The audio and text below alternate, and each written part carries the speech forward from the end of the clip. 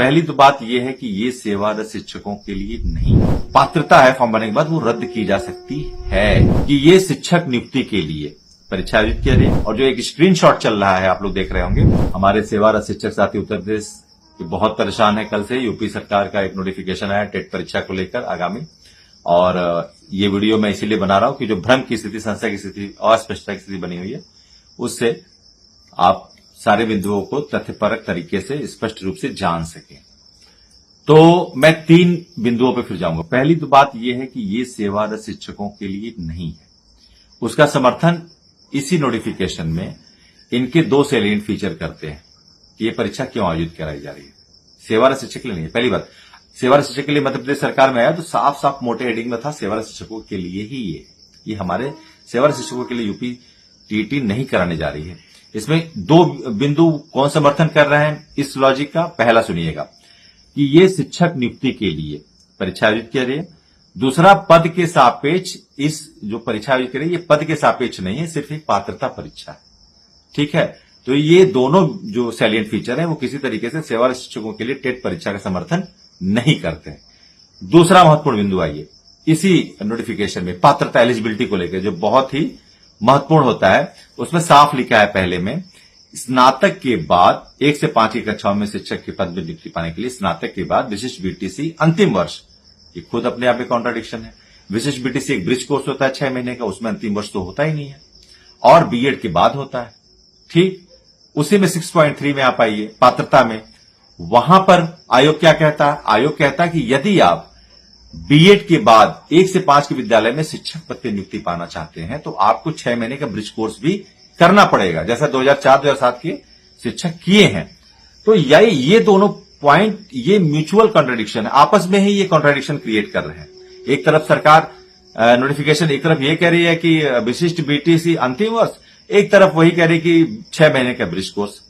तो ये वास्तव में 6 महीने ब्रिज कोर्स ही होता है। दूसरी बात, सुप्रीम कोर्ट ने डीएलएड को सिर्फ दिया है ये पात्रता के लिए अनुमति, बीएड 1 से 5 की विद्यालयों में शिक्षक पद में नियुक्ति पाने के लिए अर्ह नहीं है।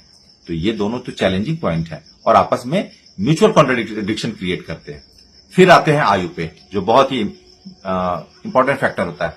उसमें साफ लिखा गया है जो मैट्रिकुलेशन का सर्टिफिकेट होता है, सनद जिसको कहते हैं, उसके आधार पर आपकी आयु की गणना की जाएगी फॉर्म भरते समय। और दूसरा उसी में आता है, ये 5वें नंबर पे है आयु पे, 7वें पे उसी में आता है कि अल्पवयस्क या अधिवयस्क होने पर, ठीक है, माइनर या ओवर एज होने पर आपकी जो पात्रता है फॉर्म भरने के बाद वो रद्द की जा सकती है। तो ये भी आप समझिए कि आयु का भी कंडीशन अगर सेवारत के लिए होता है, आयु कंडीशन नहीं होता उसमें, क्योंकि उसमें तो 57 साल तक के लोगों की पात्रता बनती है परीक्षा देने के लिए, क्योंकि उनकी सेवा 5 साल 1 दिन भी अगर बची है तो वो परीक्षा में बैठेंगे, जैसा कि as per order given by honourable supreme court. तो ये हमारे लिए नहीं है। पहली बात मैंने आपको बता दिया, सेवारत के लिए अगर होता तो ये 2 सैलिएंट फीचर नहीं होते, एक तो पद के सापेक्ष, दूसरा शिक्षक पद नियुक्ति के लिए। दूसरा बिंदु जो मापदंड का है, पात्रता का मापदंड का है, उसमें मैंने बताया है ये कॉन्ट्रडिक्शन है। एक तरफ कह रहे हैं स्नातक के बाद ब्रिज कोर्स का अंतिम वर्ष विशिष्ट बीटीसी, जबकि बीएड के बाद होता है विशिष्ट बीटीसी, स्नातक के बाद होता नहीं है।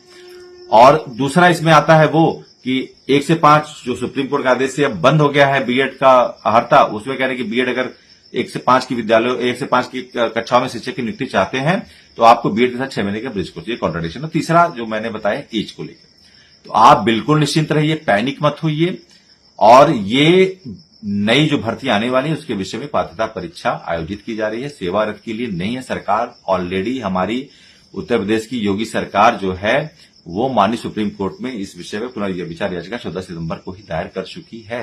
सेवारत शिक्षकों के लिए बिल्कुल नहीं है। और जो एक स्क्रीनशॉट चल रहा है आप लोग देख रहे होंगे, अभी 6 मार्च से फॉर्म भरना है, तो वो स्क्रीनशॉट कैसे आ गया वो मुझे खुद ही नहीं समझ आ रहा, वो फेक है। जब तक पोर्टल खुलता नहीं है इस तरह के वो पार्टिकुलर्स कैसे दिख जाते हैं, ये बिल्कुल फेक है। तो इस पे मत विचार करिए, और जो आपकी पात्रता है वो सब बिल्कुल कॉन्ट्राडिक्टरी है, उसमें सेवारत के लिए कोई ऐसे विषय, कोई ऐसे बिंदु नहीं है। तो इसलिए बिल्कुल स्पष्ट रहिए, आपकी न्यायिक लड़ाई लीगल टीम लड़ रही है और निश्चित रूप से हम इसमें जीतेंगे। और आपको एक बात और बता दें, सीटेट का भी निर्णय परीक्षा में बैठने का आपका था, इसमें अभी क्या बिंदु बनता है, हम लोग लीगल टीम कभी भी आपको परीक्षा में बैठने से रोकते नहीं है। हमारा जो प्रयास है कि न्यायिक संघर्ष के माध्यम से हम अपने देश के सभी शिक्षकों को जो अनुकूल है वो हम परिस्थिति उत्पन्न करेंगे, उसके लिए हम समर्पित भी हैं।